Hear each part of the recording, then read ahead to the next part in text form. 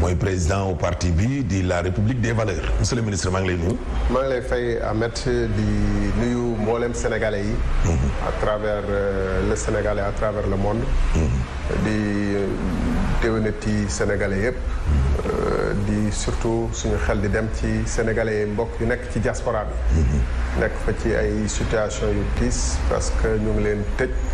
ñu sori seen i mbokk ñu ci bëri ñàkk seen liggéey ñeneen ñi nekk ci ay xat-xat feebar ñoom ñëpp ñu ngi leen di ñaanal jànn ci barke weer bu tedd gi ñu nekk.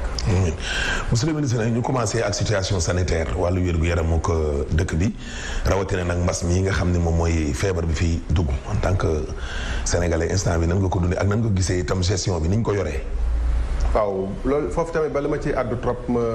nuyu personnel soignant yi. ci centre hospitalier yi hôpitaux yi et cetera.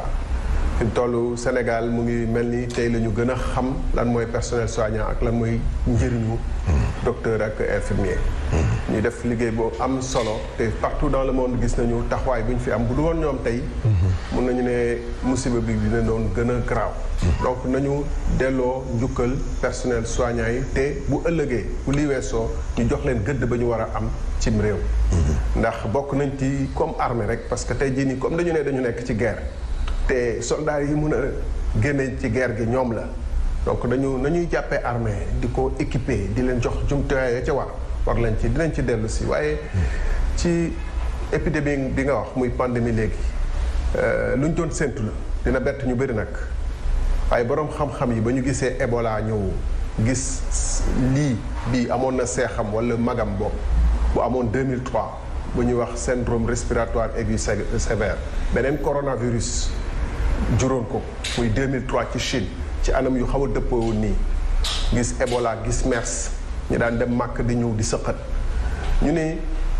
ay gëstu ni menace bu gën a garaaw ci àddina bi surtout ñoom réew ñu am doole yi ni mel ni États-Unis France du ay guerre yu leen di nit ñi di attaqué parce que kenn xalaatul attaqué États-Unis waaye dina nekk ay feebar yu doy waar yoo xam ne mun na am mu def leen ni mu leen def tey jii ni muy pandémie ñu commencé di ci liggéey di ci fagaru ba fi Ebola rombé en 2014 jege ñu lool def fi musiba ay 11000 morts diggante Guinée Sierra Leone Monrovia boobu tamit le gouvernement au Sénégal ak gouvernement Afrique de l'Ouest yëpp waroon jël seen matuwaay fagaru xam ne li ni mel dina ñëw waaye li ñu mën a njëkk a jàngal mooy ba feebar bi ñëwee dafa fekk ni comme ni ma waxee sànq guerre dañ koy waajal ba la muy ñëw dafa fekk ni ñun suñu armée wu médical parewul. d'accord léegi monsieur le ministre mais cas yi ni muy yéegee nii yow xaw a tiit wala affaire bi gars yi léegi-léegi ñu wax ne nag ñu ngi koy contrôler ba tey mais xalaatu ne rëcc nañu cas yi. bala ma yegg si ci cas yi ma yokkaat ci benn rek. xam nga joxe sa xalaat cim réew. aju rek nga toog ak. Macky Sall ñun ci jamono yooyu daan nañu bind. bis bu muy def discours am d'ailleurs am na journaux Sud Quotidien ak yeneen génne nañu suñu proposition yu leer nañu yoo xam ne am na ci yoo xam ne bokk na ci yu mu wax ci lu jëm ci petite et moyenne entreprise bi koom geeg yooyu dinañ ci dikk donc te boobu ba léegi gëjuñu jógewuñu ci joxe. yéen a ngi wax d'accord. ba ñuy tëj aéroport bi. jour boobu 2 heures bala ma koy annoncé dama tuut bu xaw a tàng ma ne Macky Sall lan lay xaar pour tëj aéroport réew mi ndax foofu rek la jàngoro ji mën a jóge nar na toog di seetaan ba jàngoro ji dugg fi mu doog a tëj aéroport ci quelques heures après ñu yëg leen ni dinañ tëj aéroport bi dans 48 heures xam nga boo nee nañ tëj aéroport dans 48 heures mais mouvement bi ci lay gën a bëri. waaw ñu bëri profité gaaw dugg. bu fekkee ni foofu jëloo matuwaay yi. ku ñëw nga testé ko. quarantaine ko yaa ngi gën a def jéem. d'accord mais ci mesure yi. ci cas yi waaw. lan moo léegi passé nañu léegi juróomi téeméer yi moom passé na di dem. ci sama gis-gis daf ci fekk stratégie bu mu teg baaxul te loolu tamit yàgg nañ ko wax ñun day bind nañ ko nee nañu il faut un plan bu baax boo xam ne da ngay woo spécialiste yépp ngeen toog waxtaan ndax mbirum maladie bi épidémiologie du rek mbirum médecin ak épidémiologiste naam waaye ay sociologue am nañ ci seen i wàll ay géographe am nañ ci seen wàll ndax OMS dafa taxaw ni pour ngeen gérer cas bi maladie bi nga xam ne amaguñu garab amaguñu vaccin lu ci mun mooy ngeen ràññee ñan ñoo ànd ak feebar bi daal di leen di làq def leen quarantaine mooy donc première chose mooy ngeen testé. mais ñoom ñu ngi koy def. test bi nag dafa am nu mu war a demee du ay téeméer du ay junni ci par rapport ak risque bu am ci population bi ndax Sénégal tey warul toll ci ay 10 000 tests xaw ma 5 000 mais boo xoolee dëkk bu njëkk def test au monde réew mu njëkk def test au monde Allemagne 700 000 tests la ñu toll par semaine ak tolluwaayu population bi ak nombre de tests yi ngay def parce que lu lay wan ni tests yi doyul mooy que cas yi ñuy testé ci li ma jàngat mooy ñi nga xam ne cas contact la woon maanaam yaa ngi nekkoon ak nit ku ànd ak feebar bi ñu ne jokkooloo nga ak moom donc yow door nañ la quarantaine testé la wala ñi nga xam ne dañu gis symptôme bi ci seen biir woote ñu ñëw testé leen waaye cas communautaire yi lan moo ko indi mooy ñoo xam ne am nañu ñu ngeeg jàngoro bi wala ñu ngeeg microbe bi te ànduñu ak symptômes yi feeñul ci seen ñuy dem di wàll ñeneen ñi ñooñu pour gisaat leen ba mun leen ñoom ñëpp neutraliser il faut ñu def ay tests yu gën a yaatu yooyu. yow masse bi nga d'accord. donc première chose test de masse du mën naa ko wax. est-ce que OMS moom moo ko wax. waaw mais xam nga li ci Allemagne aussi est-ce que nekk nañ Sénégal monsieur le ministre président est-ce que ñooñu am nañ kattan boobu ay 500 000 700 000. parce que 1 million par semaine tuuti rek après ma ñëw ci moyens yi. donc dañu njëkk a wax tester leen ak na ngeen mën a tester ak doole ba ngeen ci mën a def yëpp def leen ko ci mooy première priorité yi pour isoler ñu feebar ñi ñaar ngeen daal di leen isoler ñett geste barrière yi ngeen renforcer ko mooy masque yi dinañ ñëwaat ci masque yi parce que bu ngeen xoolee réew yu mel ni Bénin nekk fii dañ toog ñu ne ñoom mënuñu def confinement mënuñu def mais dañuy généraliser dès le départ ba coow li commencé ñu ne ñëpp sol masque masque yi pharmacie lañ koy jaayee 200 francs lay jar famille bu nekk extra teg ay seen i pexe ba pare def commencé renforcer seen i test Côte d'Ivoire di def ay test un peu partout ñun bu ñu jëloon 1000 milliards la ñu wax 1000 milliards boobu pour lan la d'abord pour xeex feebar bi pour leneen de première priorité xeex feebar bi deuxième priorité ndóol gi peut-être ñu xiif ak ñu am ay jafe-jafe waaye priorité des priorités bi moo doon 1000 milliards yi luñ ci def pour dakkal feebar bi ci njalbeen ba rek loolu mooy priorité bi te gis nañu ñoom ba ñu tegee seen plan ba tey jii nii au lieu que cas yi di wàññeeku cas yi mu ngi yokk loolu firnde la ci stratégie bi ak plan bu ñu lal baaxut parce que boo xoolee yeneen réew yëpp surtout réew yu nekk yu gënoon grawle cas ay Allemagne ay France ay Chine mais ba ñu demee 1 mois de confinement dañu gis cas yi di wàññeeku bu baax fii 1 mois de couvre-feu cas yi di yokk bu gën a graaw loolu dañu war a taxaw def seetlu ni stratégie bu mu teg baaxul lu tax stratégie ci sama gis-gis rek mënul baax xam nga couvre-feu naam am na solo day wàññi circulation nit ñi waaye couvre-feu teewul microbe bi déployé bu fekkee ni gars yi bu ñibbee ci fukk wala ñaar fukk la ñuy fanaan ci benn néeg am déet couvre-feu bu fekkee ni day wàññi comme ni ñu ñëwee dañuy tëj marché yi une fois par 3 jours une fois par 2 jours ñu tëj marché yi mardi et cetera mardi jeudi samedi et cetera loolu day tax ñu waroon duggi mardi dañuy dem dugg ñoom ñëpp dañuy dajawaat lundi. donc nit ñi lim bi ñëw lundi mooy yokk kese nit ñi gën a buuxaloo donc maladie bi gën a kii xam nga ni personnel santé bi ci ñu ci gën a bëri ay vacataires lañu maanaam amuñu contrat ci prestation yu hôpital bi di def nii rek lañ leen di neexal as tuut dinañ fa toog ay fukki at bala ñu leen di jox ay contrat contrat yi politique en général da ngay toog fukki at ci benn hôpital di xaar contrat nga gis benn Ablaye Diop bu jógee fële rek ñu jox ko contrat mu ñëw ci wàllum politique mu ñëw commencé liggéey gën la avancement. d'accord mais ba situation yi bu ñëwee tamit. prime yi ñu leen di jox muy prime yoo xam ne mais boo xoolee ci par rapport ak xaalis bu ñuy lim ak ñoom risques yi ñuy courir. daanaka ñoom dara lañ ci amul. d'accord mais ma ubbi benn parenthèse rek Thierno Alassane Sall ñu bëree bëri ñu nekkoon ak président Macky Sall bu ñu génnee daal nit ñi nag li ñuy posé wu mooy ñii est-ce que bu ñu nekkee ci biir appareil bi c'était comme ça quoi ndax gars yi doon ngeen leen wax di leen dimbali parce que wax nit ki dëgg loolu ci dimbali ko la ko est-ce que daan ngeen wax lii bi ngeen nekkee ci biir appareil.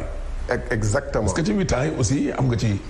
exactement je pense que poser nga question bu am solo. gis nga damay joxe benn exemple d'abord bu Ebola ñëwee. nekk ci biir pour wax responsabilité ñu nekk ak président de la République lan mooy seen rôle bokk naa ci ñu gën a insister nañu tëj frontières yi taw Ebola ñu naan non OMS dafay tere ma ne leen lii ma gis nii bu duggee ci réew mi xaju fi ñu ko tëj te daf ma jaraloon sama kéemtalaay kàttan parce que dama jàpp ni sénégalais yi la ñu war a aar. loolu tax nga génn ci gouvernement bi wala. non deuxièmement président de la République ci wàllum hôpitaux ci wàllum xam nga man jiiñ nañ ma fi nii man dama bañ extension aéroports régionaux yi nga xam ne man maa doon ministre des transports aériens ñu ne nañ jël 60 milliards def ko ci extension aéroport Matam Kédougou bu ko ñooñu déggee sax peut-être dinañ ma ci xaw a mere mais dama ne Kédougou am na priorité bu dul hôpital bu dul aéroport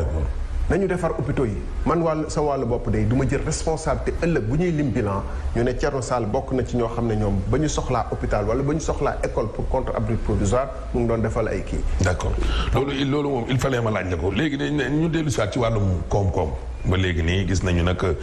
wàllum mbay mi nee na mi def nañu 60 milliards ba tey baykat yi am nañu càng fii nii Dakar am na ñoo xam ne tamit nekk nañ fa bon. instant bii nii yow lan nga xalaat ni war nañ ko def ak mbay maa ngi nii di waaj a commencé. donc xam nga mbay mi dañ koy lëkkaloo ba tey. parce que dama la ni feebar bi dafa wane yeneen feebar yu grave yu nekk ci réewum Sénégal ma leeral foofu tuuti xam nga tey jii nii Chine France ak réew yu bëri dañu ne am na seen i yenn marchandise dootul génn parce que ñoom ñoo ko soxla te mun na am mu jeex. parce que ñëpp dañ leen tëj ceeb bi. pharmacie ay médicaments am na médicaments yu France tere mu ñëw mu génn France extra ay masques ay respirateurs yi yu bëri dañ ko tere woon pour mu génn donc réew indépendance bi nga xam ne ñu ngi ko dooroon célébré 60 ans 1er avril 4 avril bi weesu pour mu am sens mooy nga mënal sa bopp un minimum am as tuut loo xam ne mënoon nga ko sa bopp bu jotee yow yaa koy féete sa bopp bokk na ci lekk bokk na ci li ngay dundee te yàlla jagleel ñu ñetti dex wala fleuve Sénégal Casamance et cetera Gambie ak ay lac ñu waroon mën a béy président def ay milliards yi milliards ci plan autosuffisance en riz ay milliards yi milliards ne 2017 dootuñu jéggaane ji ceeb 2017 romb ñu ne 2019 dootuñu jéggaane ceeb 2019 ñëw 2020 amaana ceeb bi manqué ci àddina bi kenn xamul amaana mu gën a jafe fañ ko gën a soxlaa moom mu dem jëndi ay ay dizaines de milliards ceeb ci bitim réew mooy foofu Sénégal moom dafa lajj politique am te lii war na ko atte te feebar bi nii buñ ko fajul ëllëg mën nañu gàllankoor ndax bu ñu mënatul jéggaane ji ceeb pour dund beneen problème lay doon te moo fi diggee woon autosuffisance en riz di may ay motopompe di may ay tracteur di def ay aménagement lépp ci bor Sénégal bu ñuy wax loolu bokk na ci beneen wàll bi bu situation yu demee nii amee foofu la ñuy xàmmee njiit day soppaliku nekkat comme genre chef de guerre jàmbaar ci xare gis nañu ay réew comme Maroc dañu nekk di def ay respirateur pour yónnee ko États-Unis fii mu am ay ingénieur yu toog polytechnique ne ñun gis nañu naka la ñu mën a fexelee defar respirateur est-ce que dégg nga leen ku leen intéressé ak ku leen faale parce que ñoom jëndi ji ko commandé ko bitim réew ak li mu mën a am ci suuf muccaat yi mën a am ci suuf comme niñ ko daan waxee te léegi dootul muccaat la principale bi presque yooyu moo leen gën a intéressé que fexe ba école polytechnique ñu encadré gars yi en Sénégal suqali ko ci benn domaine beneen affaire bi mooy mais Ahmed maak yow yàgg nañ fi dégg ay financement Sénégal yëpp dégg nañ fi ay financement DER ay formation professionnelle ñuy former ay groupement de femmes ci saabu ci ceci cela jox leen financement yu dul jeex ministre bi Moustapha Diop di bu ñëwee Dakar ne joxe naa Guédiawaye 600 millions am déet 600 millions yooyu pour loolu la woon pour jigéen ñu yëngatu ci affaire saabu ci affaire la ay Valda ngi fi buñ demee ba war a jéggaane ji gel alcoolique gel alcool mais askan goo xam ne réew goo xam ne yaa ngi toog sàggan ba nga xam ne saabu bu situation bi jaxasoo il faut nga dem jéggaane ji ko di ko commandé ñu naan way kii moo ko jot na mu ko jotee amul jàppe wala. dañu amul ay moyens wala jënd bi bitim réew moom moo leen arrangé. jënd bitim réew moo leen arrangé parce que defar saabu xanaa waruñoo të. mais justement léegi dem jënd bi wala dañu am problème fii nii matériel logistique wala. mais jënd bitim réew moo leen arrangé jënd bitim loolu réew boobu day gën a gàllankooru Sénégal parce que bu ñëpp tëjee seen réew ne masque dootul génn saabu dootul génn wala leneen dootul génn bu boobaa ñu nekk ci ay jafe-jafe wala comprimé dootul génn bu boobaa ñu nekk ci ay jafe-jafe dégg nga wax ji. dégg fi wax yu doy waar ñu ni. waaw masque yi bu nekkul masque bu ñu jënd justement pour marcher quoi bu masque bu ñu jëndul jëliwul à l'étranger waruñu ko sol nga gis même président des États-Unis première puissance au monde nee na gars yi seen masque mun ngeen jël sax seen écharpe mun ngeen jël nangam sangam mun ngeen jël seen i chaussette defar masque mais mujj nañ ci dellu ginnaaw de. mais c'est-à-dire xalaat boobu laa bëgg a wax ni que moo lay won ni que dañu jàpp ni état wu Sénégal dinañ ci dellu si tënk. lu muy doxaleeg citoyen bi jàppul ni citoyen la amal affaire dafa jàpp ni moom sujet la amal affaire parce que état wu Sénégal bi nekk nii héritier wu état colonial la te dara soppeekuwul ci seen xalaat même tur yi gouverneur préfet dara soppeekuwul mais culture bu ñu yoree tamit par rapport aux citoyens dara soppeekuwul ba tax na bu ñu tegee couvre-feu bu citoyen bi ñëwee violé ko te war na ñëw taxaw waxtaan ak citoyen bi calmement mu duggaat gis ngeen film yi ci yenn réew yi gars yi dañ leen di wax c'est pour vous mais fii la politique de la matraque ak bu ñu lay jëlal ay dogal yow ngay chauffeur ngay commerçant nekk ci marché bi ngay feneen duñ la tàggu d'accord mais séddale ñu ngi woon ci wàllum ceeb bi mais gis nga daara itam coow lii nga xam ne maanaam daf ko teel a jur tamit ceeb bi ci wàllum distribution ceeb bi di nga laaj naa ci sawar topp bala loolu am na coow lu bari lu ci am ci naka lañ jëndee ceeb bi wax naa léegi nii waruñu woon sax jënd ceeb 21e siècle ngalal amet dañu war a am lu ñu daw suñu yaram tuuti bu ñu xoolee suñuy doom ak yeneen monde bi 21e siècle ñu am 3 fleuves Israël am benn fleuve bu ndaw di exporter ñun ñu am 3 fleuves dugal ci xaalis bi lu jeex amuñu lu importer ji ceeb ba pare importer ko monde bi yëpp yëg ni que daf ci am ay lu ñuul ba nga xam ne président de la république. mais lu ñuul li ko ñoom pouvoir ne yéen opposition bi yéen a fi ne lan moo ñuul. def nañu ay appel d'offre. waaw xam nga ni appel te ñoom sax ak loi bi nii nee nañ ministre gis naa Omar Gueye mu ne ministre bi bu ko neexoon du def sax ay appel d'offre. non xam nga la règle principe mooy nga def appel d'offre. lu duy circonstance même loi urgence bu amee. pour nga def appel d'offre il faut nga wane ni que boo defulee appel d'offre pour nga def gré à gré faut nga wane boo defee appel d'offre day am lu muy gàllankoor. mais lan ngeen di naxarlu ñoom jox nañ ko benn ay sénégalais ñoom lañ ko jox ñaar nee nañ ñoom liñ jëndee sax moo gën a yomb sax en temps normal mais léegi lu xew. mais nañ publier chiffres yëpp publier sénégalais boobu mooy kan ak kañ la doon yëngatu ci ceeb publier ci ñaata la ko jotee. ak moom ñaata la fayoon impôt daaw wala daaw jéeg xam nga Sénégal fii dafa yomb. dafa am ay critères yoo la remplir avant ngay gagner ay marché. mais dafa am ay critères yoo war a remplir avant ngay gagner marché. mais ñoom critères yi ñu teg nii. par exemple ñu ne la tant de tonnes te stock bi benn dafay ne tant de litres te stock bi dafay ne nga remplir yëpp. non xam nga loolu mun nañu loolu lépp bu ma neexee man bu ma ko buggee defal sa waay. mën naa ko arranger ba loolu def ñu dox teg ko parce que xam naa man loolu la tubaab di wax délit d'initié accusé gu ma kenn de dama lay expliquer rek li ngay wax ni bu fekkee ni explication la dañ ko jox ni jàpp ni sénégalais yi comprendre ñu quoi délit d'initié mooy xam naa ni man marché dina am ci ceeb wala ci pétrole wala ci lu mu doon ma teel ko yëgal suma nit mu jël matuwaayam yëpp bu jotee ma ñëw ne ko voilà ku remplir conditions yi lañ koy jox bu boobaa moom dina ko remplir. léegi pour yow lan moo tax distribution bi da am problème. te y a le préfet y a les gouverneurs y a les maires y a les délégués de quartier et les chefs de village mais lu tax yow pour yow lan moo tax. mais fii gars yi dañ fi mës a def lu amul problème man dama nekkoon APR di kaas ci biir bu ñuy def bourse de sécurité familiale yi yàgg naa wax ni ci wàllum dama nekk APR di ko wax signalé ko à Thiès dama ko waroon signalé préfet ba fa newoon à l'époque ak sama naatango yu fa newoon ne leen que dafa am ay ñoo xam ne ci biir APR ñoom rek ñoo ak moo bourse de sécurité familiale yi parce que ñoom te duñ ay néew di doole. di ko jox seen i nit ci ay conditions yu ba mu nekkee APR laa ko doon wax donc xam nga bu ñu newee léegi dañ fi mës a distribuer lu amul coow. DR yi